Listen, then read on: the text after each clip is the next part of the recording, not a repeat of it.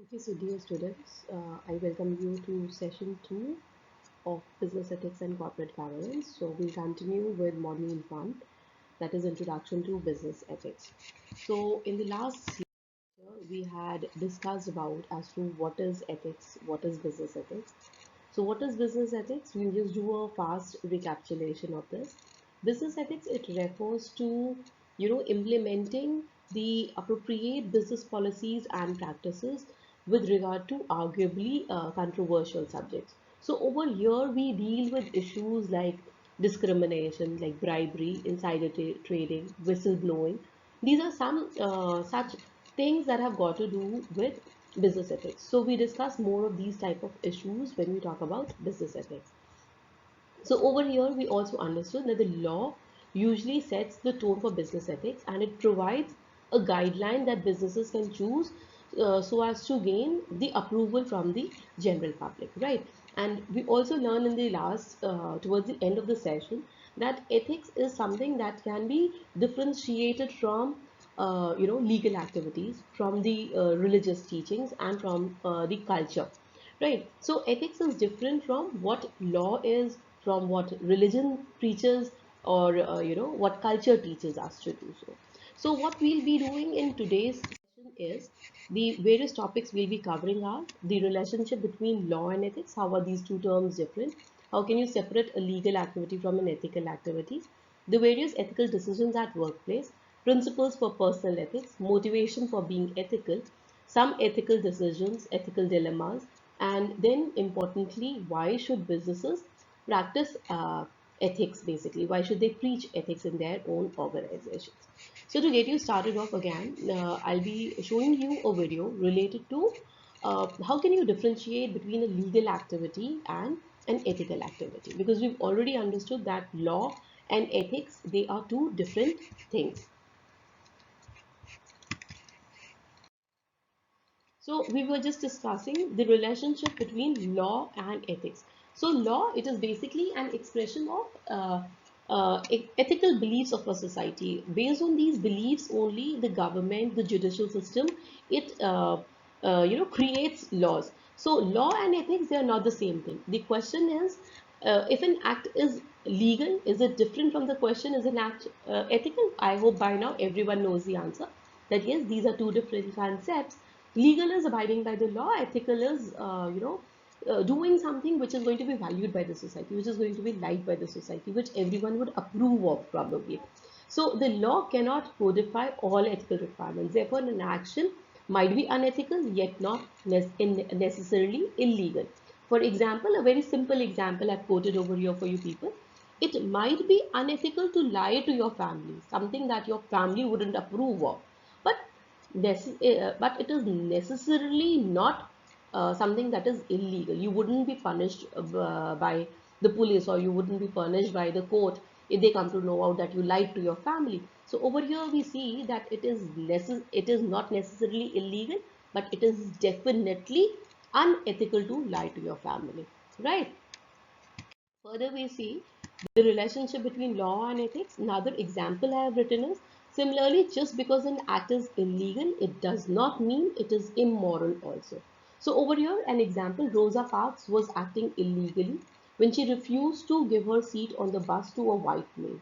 But that does not necessarily mean she was acting unethically. Should an individual obey the law even if it would be unethical to do so? So, under this theory of civil disobedience espoused by Martin Luther King, Mahatma Gandhi, and others, an immoral law deserved to be disobeyed. So, if a law says that a lady should stand up and should offer her seat to a white male, then probably you refusing it would be accepted by the public, because over here these kinds of laws, they needn't necessarily be followed. You can actually challenge these kinds of laws. So over here we can say that because the law said that you need to do this, when she was not practicing it, it became illegal. But over here everyone would approve that basically if a female is sitting there, then what is the need to get up and offer your seat to a white male? So that is arguably ethical, right? So I hope you've got the concept of what an ethical activity is and what an uh, legal activity is, and how these two are different from each other. So you can make various combinations. You can think of similar examples to understand the concept more. Right. So further we see the ethical decisions in the workplace. So how do you decide upon the various ethical decisions that have to be taken with the workplace? So business scenario, it changes every day. The people doing their jobs there, they need to be taught how to practice ethics in the workplace. So how can you teach your people? How can you make your employees practice ethics?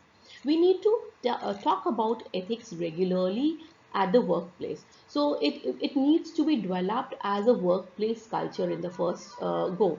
Right. Second is we need to publish, we need to put it on paper that what is the guiding principle. We need to establish a framework for evaluating the dimensions of ethical actions, from inviolate absolutes to teaching opportunities. So don't simply make it a common practice to ignore actions that have ethical implications. If you publish it, it is going to be there for everyone to learn a lesson from.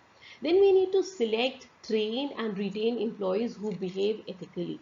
We need to basically make ethics a part of the selection interview. We need to examine a person's responsibilities to ethical dilemmas, and we have to identify specific actions that they have taken in their tenure, or while screening the employees for the organization. We need to discuss these kind of situations with the employees we are about to hire. So we can ask about times when they did something wrong and how they decided to change it, or how have your employees defined terms such as treating others with respect, or how they demonstrate that in their behavior. Present case studies that require discrimination among choices and discuss the implications. We can look at a candidate's ability to balance among conflicting values and how the individual might apply his or her judgment to such messy situations, basically. So, we try to bring out real life dilemmas. We try to bring out real life case studies, real life situations, and then we ask the individual, then we ask the employee his perspective of what he would have done in such a scenario. This can basically help us select, train, or retain employees who practice ethics, right? So then fourth point is make ethical behavior part of business and performance reviews. Until and unless you put it as part of your review system, people wouldn't take ethics pretty seriously. So we need to conduct ethical reviews of all our plans exist. We need to make it safe for salespeople to say no to perspectives business evaluated against ethical yardstick. So if something doesn't meet that ethical yardstick, I wouldn't practice that. We need to bring out that kind of a culture in organizations. We need to evaluate structure and contingency of sales commissions to ensure that wrong behaviors are not driven in the organization. We need to set certain performance expectations. We need to develop a support system for people who practice ethics regularly at the workplace. So we can conduct performance reviews based on these type of ethical actions that an individual has performed. Then fifth point is we need to work on increasing moral sensitivity from as many different perspectives as possible. So stockholder reports, review of performance by all, like we practice 360-degree assessments. So an open discussion, look at the number, in a budget reduction plan in terms of human cost, move from that large effect to individual effect, families, those who will retain their job, the stability of company alternatives, help ensure the decision makers are not cut off from the realities of their decision. Hold quarterly or, semi annual ethical roundtables where individual can discuss the issues, the actions they've taken, and what are the consequences that they're born because of taking an ethical standard. So we can basically bring it others who can help in the critique but are not part of the company. So over here we can have external audits as well, in order to make sure that people practice ethics at the workplace. Right. So first we see the sixth point is we need to attach the consequences to desired behavior and measure its occurrence. Some behaviors, they lead to immediate termination. Most actions are not stuff of moral outrage. Remember that, ethical discrimination is shaped, reinforced, maintained, and changed by contingencies that surround and support individual actions. So you need to make your expectations clear, and then you need to follow up on those expectations. Then seventh point is assure that structure and resources exist to monitor and enforce commitment to an ethical climate. So regular coaching, feedback, training sessions, all these are necessary in order to enhance the ethical skills. So a performance review on regular basis, customer, employee feedback, like I was talking about, 360-degree assessments, this can all help the organization make the employees practice ethical things, right? So we can invite external review also, have your work audited by an independent review team, right? That looks for value basis, basically, that looks for that goal that you've set in for your organization. So we need to see that the results are driven based on ethical practices in the organization. So for this, we can get an external audit team also. And then we can establish a set of criteria so that we can evaluate our own actions and we can share it with others. And last not the least is we need to encourage, model, and help each other. We need to discuss actions. We need to increase alertness to these ethical issues in everyday decisions. And that is only how the ethical decisions in the workplace, they will become, they would be practiced more, wherein everyone would be giving value to ethical actions only, right? Now we see is what are certain principles for personal actions. Personal ethics, like I was discussing yesterday also in the broad classification of ethics, was that basically when I myself want to be valued by others, I want to appear good in the eyes of society. So how can we do that? We can practice personal ethics by showing respect, concern for all those who are concerned with us, right? By being honest and by being willing, by complying with the legal obligations, by being fair and not taking undue advantage of others around us, and by preventing harm to any other creature, right? So this is how personal ethics can be practiced. These are certain principles of personal ethics. Then what is the motivation? Why do certain people want to be ethical? So we all know that, a small amount of bribery being given to someone can get a work done earlier, or a little corrupt practice can take me to the top, right? A little butter polish to my boss can give me good grades or can increase the chances of my being promoted. But why is it that some people still practice ethics? What is the motivation behind it, right? So the basic motivation behind it is that people want a clear conscience. They would like to maintain that conscience, be it in whatever situations they face. So secondly, they practice ethics because they don't want to harm people who near them. They don't want to harm any creatures. Don't want to harm the sentiments of the people who are associated with them.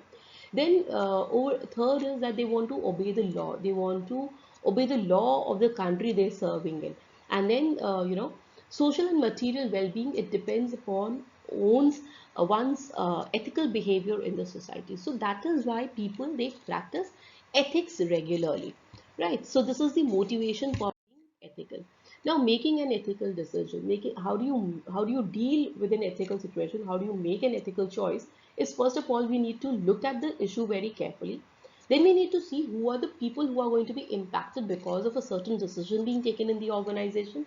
What is the ethical concern regarding the issue we're talking about, and what do others have to say about it? So, in the future lectures, we'll be discussing something that is called as utilitarianism. We'll be discussing something consequentialism. So, all this is going to tell you how people make ethical choices. Sometimes we look at how many people are going to be happy if I take a decision. So, a decision that satisfies maximum stakeholders. At times that is taken into account. At times it is seen that, what is going to be valued more, even though most of the people would be suffering because of that, but still taking that sort of an action, will it bring more good to the society? Like, is it going to be justified in the long run? So on these basis we make an ethical decision. So ethical decisions, organizations, they need to be trustworthy and honest because eyes are set upon them. There's so many stakeholders who are looking upon them. It affects the customers, the employees, the community. So ethics and business, they basically go hand in hand. You cannot separate ethics from business. If a business is not going to be ethical, then basically it's going to lose the trust of the customers. It's going to lose the trust of the employees. It's going to lose the trust of the shareholders. So in order to maintain the safe environment for the general public, in order to maintain that repetition of the organizations, they need to practice ethics. So that is why we say that these two things, they cannot go without one another. So where ethics is there, businesses, they need to practice ethics at all costs. So, which solution will be greater good of the company and create the least harm? Which solution would respect the rights of everyone? So, these are certain considerations that an organization has to take while practicing ethics. So, there are certain ethical dilemmas also. There are certain situations where in the decision maker is in a fix, he is in a situation wherein he doesn't know. It isn't as simple as what is going to be right or wrong, or what is going to be good or bad, what is just unjust. It is not very clear at times. So those situations are called as ethical dilemmas, like conflict of interest, a situation in which a business decision may be influenced for personal gains, right? Whether I myself gain more or should my company gain more. So this type of a situation is an ethical dilemma where the decision maker is confused. Honesty and integrity, telling the truth, adhering to deeply felt ethical principles in business decisions. Whistleblowing, should I disclose the company's illegal, immoral, or unethical practices in the organization where I'm serving? Should I be loyal or should I be more truthful? So all these are certain ethical dilemma situations with the company sees. Now, why should businesses act ethically? See, basically, businesses need to act ethically so as to protect their own interests, so as to protect themselves or build up a reputation in the eyes of the general public, so as to keep its commitment to the society to act ethically, and so as to meet its stakeholders' expectations. So these are some reasons why businesses should act ethically. Then so certain other reasons they can include is that I don't want to harm the general public. I want to build trust with my stakeholders. I want to protect myself from abuse from unethical employees and competitors. I want to build up my reputation. I want to protect my own employees, and I want to create an environment where the workers can work consistently with their values intact. So these are some reasons why organizations, they tend to practice ethics.